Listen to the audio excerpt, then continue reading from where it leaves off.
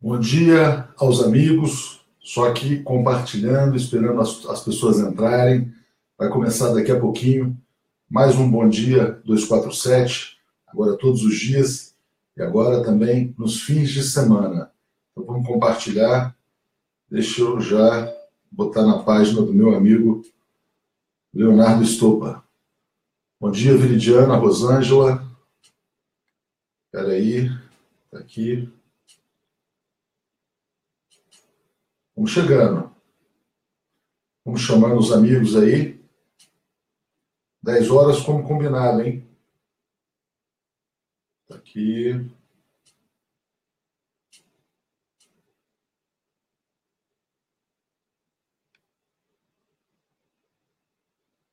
Botando aqui no Estopa. Deixa eu ver quem tá aqui. Valquíria, Márcia, Rosângela, Gisele sempre... Gisele não para. Gisele é nossa editora. Bom dia, Zezé. Bom dia, Davis. Working hard 247, como diz a Veridiana, é verdade. 24 horas por dia, 7 dias por semana, embora algumas pessoas achem que é 2 mais 4 mais 7 igual a 13, né? Mas enfim, tem gente que não aprende. Deixa eu ver aqui, Floripa presente, Verônica, Feira de Santana na Bahia, vamos falar da Bahia hoje, vamos falar do Gedel, vamos falar lá do Gedel ser dono, na verdade, de 20% da Torre La Vue. Bom dia ao nosso Milton Canachira, Maria, Amazonas, muito bom. Lembrando que parte da minha família, minha esposa, tem familiares lá, minha sogra é amazonense, né? Então gosto muito de lá também. Elvira, Niterói, Rio, Niterói direto da caravana do Lula, Rio de Janeiro, São Luís do Maranhão, estive lá na caravana do Lula, Juiz de Fora, Aracaju, São Paulo, Itapetininga, César Jacinto, sempre presente, vou adivinhar, de Aracaju, não é isso? Éden Lourdes também, sempre aqui com a gente, São Carlos, São Paulo, Nova Lima, muito bom. Juiz de Fora, Éden Lourdes de Lima, Juiz de Fora, muito bom. Terra do nosso Itamar Franco, né? Então deixa eu ver como é que estão as notícias aqui. A gente já começa. Queria começar com vocês falando da notícia mais importante do dia de hoje, que é a manchete do jornal Estado de São Paulo. Vou ler aqui para vocês. Aliás, vou mostrar primeiro. Cadê? Está aqui. Essa coisa feia aqui na capa, vocês sabem quem que é, né? Quer dizer, como disse o Alex Sonic ontem, disse que parece uma máscara mortuária. O famoso Michel Temer, então reparem bem aqui. Cruz credo, né? Logo de manhã. Coisa feia. Mas enfim, diz a manchete o seguinte: 124 deputados da base dizem que vão votar contra a reforma da Previdência.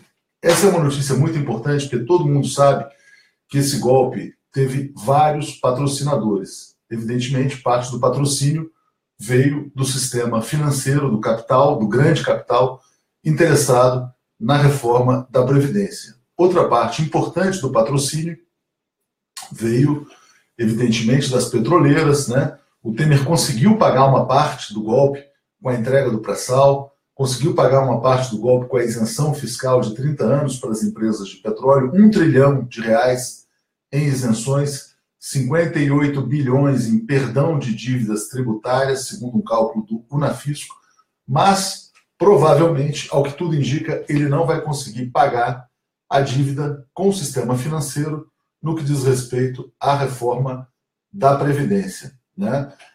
Essa informação é muito importante e às vezes algumas pessoas nos questionam: pô, mas por que vocês repercutem tanto a mídia golpista, né?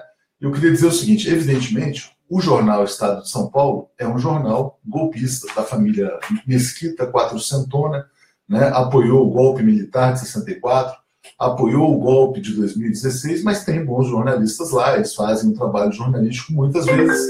E, peraí, deixa eu desligar o telefone, que as pessoas ficam ligando na hora da live, complica. E aí é o seguinte, quer dizer, falando do Estado de São Paulo, eles procuraram todos os parlamentares, eles fazem essas enquetes, fizeram essa pesquisa, inclusive, na época do golpe, né, para saber quem votaria com o golpe, quem votaria contra o golpe, né? E nesse episódio, eles ligaram para todos os parlamentares para ver quantos votos teriam né, para a reforma da Previdência.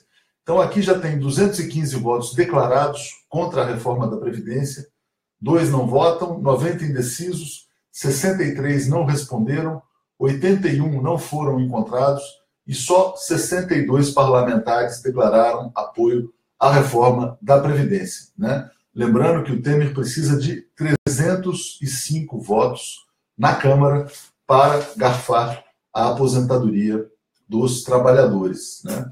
Então aqui, olha, vamos voltar a mostrar manchete do jornal Estado de São Paulo. Quem quiser bater na madeira aqui, olhando a figura, pode bater na madeira. A gente sabe que é uma coisa muito feia, essa figura que hoje governa o Brasil, mas, para quem não se lembra, essa votação estava prevista para 6 de dezembro, né? Já passou, já ficou essa semana. Depois o Rodrigo Maia disse que ia jogar para, se eu não me engano, dia 18 de dezembro, e agora o Temer já fala em votar em fevereiro. É evidente, quer dizer, que ele não tem voto, nem para votar agora, nem em 18 de dezembro, e muito menos em fevereiro, porque quanto mais perto a gente fica das eleições, né? Porque mesmo que a gente não tenha eleições... estão me corrigindo aqui, desculpa, estão falando que são 308 votos, eu falei 305, né? Então são 308, obrigado Josias, obrigado Davis. Só voltando ao ponto que eu dizia, mesmo que essa reforma... Quer dizer, o que eu queria dizer é o seguinte, quanto mais perto essa votação ficar das eleições do ano que vem, né, mais difícil, porque, evidentemente, os parlamentares não votarão contra a sua base, e a base de todo mundo, evidentemente, são pessoas que trabalham, que se aposentam, que não querem ser roubadas por um governo ilegítimo, né, por mais que o Temer possa oferecer todas as vantagens no mundo, né. Hoje teve um artigo interessante também, da Miriam Leitão, no Globo, criticando o fato do Temer estar gastando mais com a reforma da Previdência do que aquilo que a reforma da Previdência se propõe a economizar. Porque é tanto favor para deputado, é tanta vantagem, tanta emenda, né, tanta mutreta, que a reforma acaba custando mais caro do que o eventual benefício, e aí falo de benefício simplesmente do ponto de vista fiscal, né, que ela poderia trazer. Lembrando que, apesar disso, apesar da fraqueza dessa base de sustentação do Temer, a Central Única dos Trabalhadores e outras centrais, isso envolve a UGT, envolve a Força Sindical também, já se colocaram em estado de greve contra a reforma da Previdência. Disseram o seguinte: se o Temer colocar para votar, o Brasil para, né? Então a gente tem aí pelo menos uma resistência anunciada das centrais sindicais. Eu vou dar aqui um detalhamento também dessa notícia. Ela mostra que muitos parlamentares do próprio PMDB e do PTB estão se colocando contra a reforma da Previdência, dizendo que hoje também tem a convenção do PSDB que vai colocar o Geraldo Alckmin como presidente do partido, né?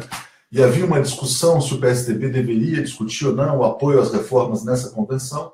Já decidiram que essa convenção vai ser feita simplesmente para ungir o Geraldo Alckmin presidente do partido, né? Mas não vão discutir a reforma da Previdência, porque também os tucanos são golpistas, mas não são burros, né? Eles sabem que se declararem apoio ao roubo das aposentadorias de muitos trabalhadores, vão ter uma possibilidade de vitória eleitoral ainda menor. E aí, diante disso, tanto a Folha de São Paulo quanto o Globo publicam editoriais cobrando coerência do PSDB para que eles apoiem as reformas, porque, afinal, os jornais apoiaram o golpe contra Dilma para botar o PSDB no poder, junto com o Temer, para que eles entregassem essa agenda neoliberal, que eles não conseguirão entregar, porque eles também têm um instinto de sobrevivência política. Então, eu queria dividir com vocês, primeiramente, fora Temer, e segundamente, essa notícia de que a reforma da Previdência subiu no telhado, né? E aí a gente fica se perguntando, né, o que vai ser o governo Temer em 2018 sem a reforma da Previdência? Porque, claramente, o que deu uma certa sobrevida ao Temer, naquilo que a gente chama do golpe dos corruptos contra a presidente honesta, foi essa sustentação empresarial midiática para executar uma agenda. No momento em que essa agenda não será mais executada, a gente tem um ano aí de praticamente de um presidente zumbi, né? Presidente, entre aspas, como a gente sempre gosta de dizer, ocupando a presidência da República. Vai ser um ano de muito martírio para o povo brasileiro, né? Já que a gente mencionou a convenção do PSDB, quero mostrar para vocês também aqui, ó, notícia, Folha de São Paulo, vou abrir para vocês, cadê? Opa! Alckmin terá que arrebatar o coração dos eleitores. O João Dória, que é figurinha fácil aqui na imprensa paulista, né, deu uma entrevista para a Folha, traiu o Alckmin, evidentemente, todo mundo sabe que ele traiu nessa tentativa de ser o candidato do PSDB à presidência, mas evidentemente ele se afogou na farinata, ele se afundou, mas ele continua traíra, porque embora diga que vai apoiar o Alckmin, ele não nega que possa vir a ser futuramente, ainda nessa eleição, candidato a presidente. Parece que ele aposta que o Alckmin não vai decolar. Ele diz que o Alckmin tem que ter a capacidade de empolgar a militância. Vou até ler uma frase para vocês aqui. Ele fala, bom candidato ele é, honesto, experiente, humilde.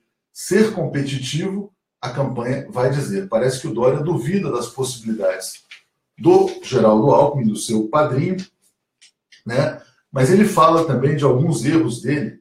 Ele fala que errou no episódio do Alberto Goldman, quando ele dizia que ia afogar, não afogar, né, mas dizer que tinha um recadinho para o Alberto Goldman, naqueles vídeos imbecis que ele fazia no Facebook. Então ele reconhece isso como um erro. E também diz que errou na comunicação da farinata, da famosa ração, né? Ele fala o seguinte, a contraposição, ele diz que foi um erro de comunicação, na verdade, não que a ração seja ruim, fala até que a ração é defendida pela Cúria Metropolitana de São Paulo, mas diz que a contraposição a isso foi eficiente. Nós erramos na comunicação, o que determinou um recuo. Para não ficar numa polêmica interminável, nós simplesmente cessamos o processo. Então, isso aí serve para destacar com vocês que nos acompanham, que compartilham. Aliás, vou dar um alô aqui para Milena Saraiva. Milena é artista plástica, já fez, ajudou a decorar lá o estúdio da TV 247, então, bom dia especial para Milena. Mas é muito importante lembrar vocês que estão sempre aí ligados no 247, na nossa programação, a importância de disputar a narrativa, a importância de compartilhar os conteúdos, porque isso faz com que vitórias importantes possam ser alcançadas. Um exemplo foi a implosão do chamado prefeito, João Dória, que deixou de ser candidato graças ao episódio da ração humana, que é a chamada farinata. Então isso é uma vitória do campo progressista, reconhecida pelo próprio Dória, né? Bom, outra notícia importantíssima que assusta muita gente é a força-tarefa criada pelo Gilmar Mendes, ministro do Supremo Tribunal Federal, aquele ministro que todo mundo sabe como ele gosta, né, do Lula, da Dilma, do PT, do campo progressista, enfim, como ele tem apreço por esse campo, né, da política brasileira. Ele montou uma força-tarefa, de fato, anti-fake news, contra as fake news.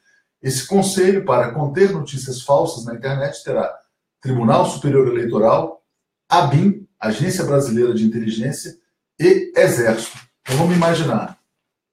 Está aqui, notícia publicada, todos vocês podem ver. Imagina o Brasil de hoje numa situação pós-golpe, onde você tem um presidente, além de corrupto, ilegítimo, né? Onde você tem duas estruturas do Estado, uma é a Agência Brasileira de Inteligência e a outra é o próprio Exército, junto com o Gilmar, como todo mundo sabe, estava sempre lá se encontrando fora da agenda com o Temer, para discutir fake news na internet, né? Lembrando que a gente teve um grande exemplo de fake news na imprensa escrita ontem, a gente debateu muito isso, recomendo que vocês vejam o programa com o Leonardo Stoppa, que a gente fez, e também o debate da noite. Um exemplo grotesco de fake news foi essa capa da Veja, a chamada bomba do Palocci, né, de que o Lula recebeu uma grana lá do Muammar Gaddafi, da Líbia, né? A bomba foi tão fraca que quase ninguém repercutiu. Ela está num pé de página da Folha hoje, está num pé de página do Globo, está num pé de página do Estado de São Paulo. Mas é um exemplo de fake news. E aí eu pergunto para vocês, vocês acham que o Gilmar Mendes vai conter a disseminação da fake news da Veja nas eleições? Ou será que ele está preocupado só com fake news entre aspas, evidente, né, contra o João Dória, fake news contra o Michel Temer, fake news contra o Geraldo Alckmin, ou, né, ou é fake news para valer? Né? Porque se for fake news para valer, a gente debateu muito isso ontem, e esse negócio de fake news no Brasil vem de longe. Né? Basta lembrar a última eleição presidencial, a capa da Veja no dia da eleição, no primeiro turno, era eles sabiam de tudo. Era uma foto do Lula, da Dilma, né, também uma suposta revelação bombástica. Naquele dia a Veja foi transformada em panfleto para ser distribuído nas ruas. Eles imprimiram não sei quantos milhões só da capa, sem a revista dentro, para que aquilo fosse usado como propaganda do Aécio. Falando em fake news também, e aí já que a gente está falando disso, né, saiu uma denúncia na BBC, publicada ontem, de que essa história de fake news vem de longe também no Brasil, muito antes da discussão nos Estados Unidos, já na eleição de 14, o marqueteiro do Aécio gastou R$500 mil na compra de perfis falsos na internet para tentar manipular o debate político. E aí, Gilmar vai discutir fake news, vai discutir a fundo os perfis falsos do Aécio, vai discutir a capa da Veja, ou vai se preocupar em dizer que, por exemplo, fake news é uma notícia, sei lá, como essa aqui, ó. Vou dizer para vocês a manchete do 247.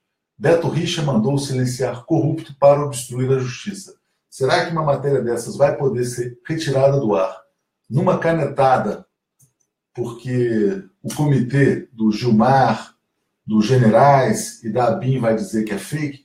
Então a gente tem que ficar muito preocupado com essa movimentação, porque não parece ser uma movimentação de caráter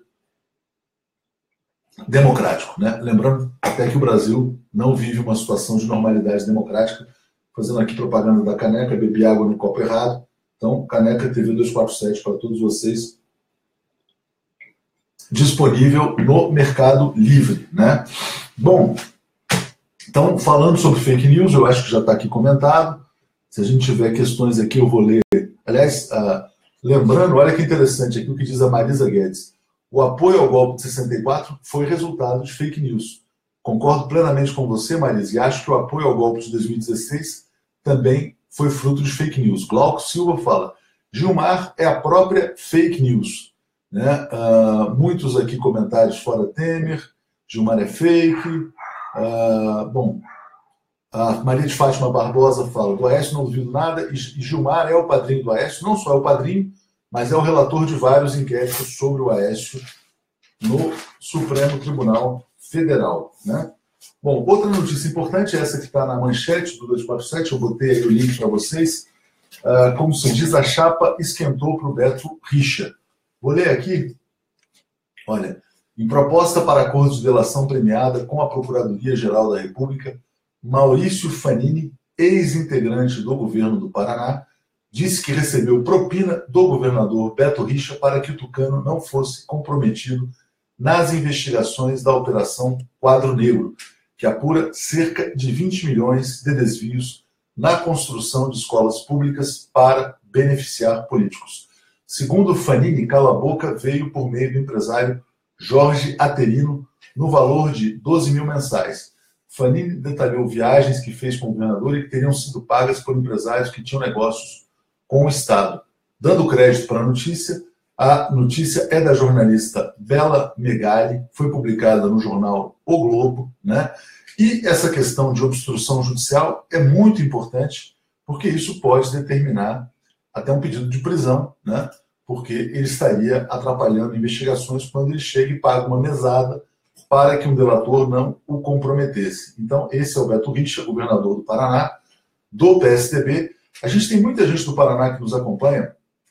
Sempre a gente tem aqui, eu vejo nas lives, Curitiba, Foz do Iguaçu, muito presente, tem Londrina, Maringá também eu já vi aparecer. Curitiba é sempre, né?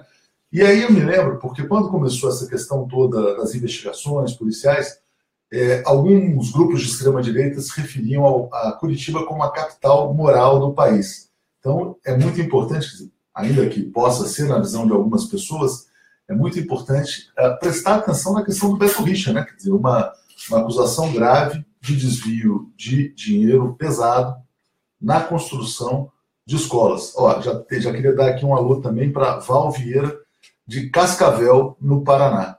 Né? Então, o Paraná está aqui presente, nos acompanhando, e aí talvez eu até possa dizer um pouco mais sobre o Beto Richa. Estou recebendo aqui um abraço de Maceió, né? O Nordeste sempre em peso, sempre está aqui com a gente também, todas as capitais, em todas as lives que a gente faz. Então, vou passar para mais uma notícia do Brasil importante, que começa aqui, quer dizer, que chega ao Nordeste, que é essa aqui, tal, notícia da Folha. Gedel tem 20% do prédio pelo qual fez lobby.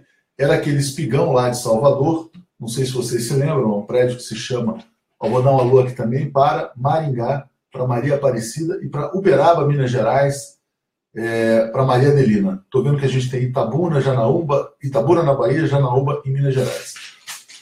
Naviraí, Mato Grosso do Sul também. Bom, falando aqui da Bahia, quem não se lembra daquele episódio foi o que motivou a demissão do Marcelo Calero, ministro da Cultura, porque o Gedel queria obrigar o IPHAN a liberar um prédio gigantesco no centro, perto do centro histórico de Salvador, que atrapalha lá a visão de muita gente. Era um prédio que agredia e agride o patrimônio, né? E aí, quando ele foi questionado, ele falou: não, veja bem, eu só tenho uma unidade, dizia que não tinha conflito de interesse, e agora o que aparece é que ele tem 20% do prédio. Então, por exemplo, sei lá, se o prédio tem 100 apartamentos, o Gedel tem 20 apartamentos naquele prédio, que é grotesco em Salvador pela agressão ao patrimônio, que foi paralisado. Mas mais grave do que isso, o Gedel, que é o famoso boca de jacaré, de tão guloso que ele é na corrupção, ele tem 20% de praticamente todos os empreendimentos de uma construtora baiana de alto padrão, não estou aqui achando o nome, mas acho que é Cobase, uma coisa assim, que faz vários prédios de luxo na capital baiana. Né? Então, o Gedel, o irmão Lúcio Vieira Lima, que foi um dos grandes articuladores do golpe também, e a própria mãe, Dona Marluce. Né? Então, essa família Gedel, é importante lembrar para vocês que o Gedel ele foi demitido do governo Temer a duras penas. Né?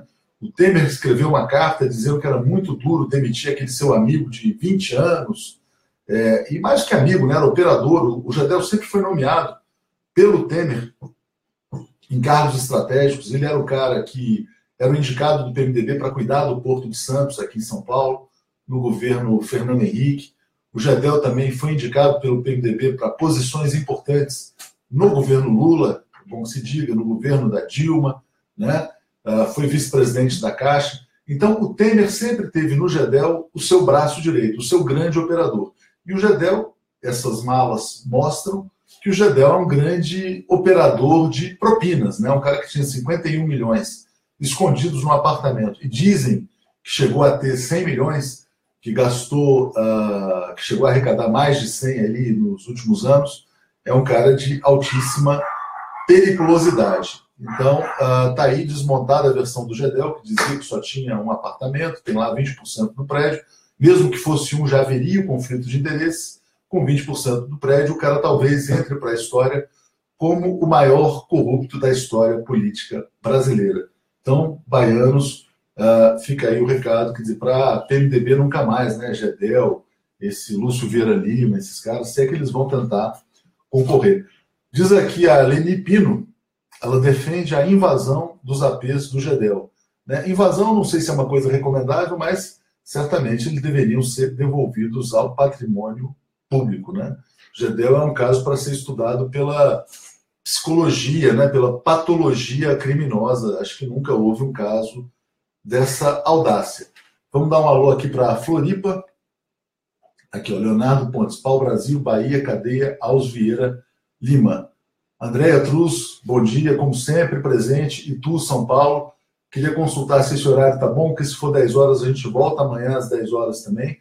E vamos voltar, evidentemente, quer dizer, se a gente tiver necessidade de edições extraordinárias, né? Sempre podendo ter fatos novos. Lembrando que na semana passada o Datafolha surgiu mais ou menos, era acho que 4h30 da tarde, e aí a gente já entrou comentando o Datafolha, né?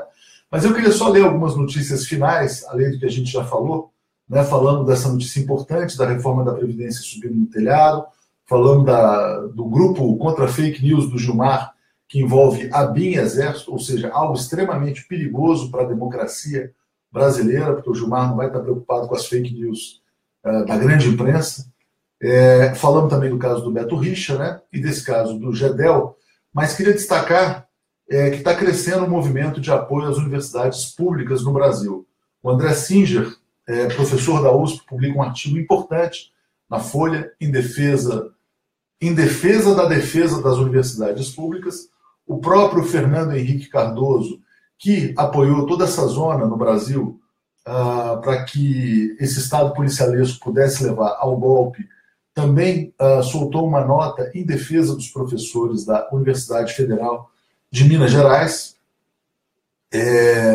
Enfim, então eu acho que isso gerou uma comoção, né, entre o meio acadêmico e intelectual, que talvez possa servir como um freio ao Estado policialesco, né? E, muito importante destacar também o artigo da desembargadora no Rio de Janeiro, uma das desembargadoras responsáveis pela liberdade do almirante Otton. Ela se chama Simone Schreiber, que defende uma autocrítica do poder judiciário em relação a esse estado de coisas. Estou aqui grudando o link para vocês. Acho que é importantíssimo que esse artigo seja lido, compreendido, compartilhado, porque é uma voz do Poder Judiciário que se levanta contra os abusos no Brasil. Lembro a vocês que a gente continua com a nossa campanha das assinaturas solidárias. Então, agradeço a todo mundo que já participa, mas não posso deixar de divulgar, está aqui o link, para quem quiser se tornar um assinante do 247 e puder nos ajudar a expandir a nossa TV. Quem sabe um dia a gente consegue ter 24 horas de programação, 7 dias por semana, e aí, para quem acha que 2 mais 4 mais 7 é igual a 13, a gente vai tentando convencer, né? Vai para dizer, olha, 24 horas por dia, 7 dias por semana, quem sabe as pessoas entendem, né? Muito importante também o que disse o Léo Estopa ontem, no Léo ao Quadrado, né? Falando ele começou a falar do John Lennon, né? Falou de Give Peace a Chance, né? E aí lembrou que ele tem um mantra para os bolsominions, ele fala Give Brain a Chance. Dê uma chance ao seu cérebro. Então, essa é a mensagem com a qual eu encerro nosso programa de hoje. Agradeço aqui a Maria Estela, agradecendo pelas nossas lives, dizendo que é importante bombardear as redes com informações verdadeiras. O que eu queria dizer para você, Maria Estela, é que a gente, pelo menos, é transparente. A gente não esconde a nossa posição, a gente não finge que a gente não tem aqui, veja bem, a gente tem uma posição que é em defesa do campo popular, progressista, em defesa da democracia e do que nós consideramos os interesses nacionais, né? A imprensa brasileira, muitas vezes, ela veste um suposto manto de imparcialidade para esconder e omitir dos seus leitores qual que é a sua verdadeira agenda, que muitas vezes é uma agenda antinacional, é uma agenda entreguista e é uma agenda antidemocrática. Então, bom dia a todos, espero que todo mundo possa aproveitar o sábado, né? Tá fazendo sol aqui em São Paulo, bom para uma caminhada, né? Bom para o famoso churrascão do fim de semana. E se tiver alguma coisa urgente, a gente volta, né? Para voltar a dialogar com os nossos queridos amigos, leitores e telespectadores. Beijão aí para todo mundo e até a próxima.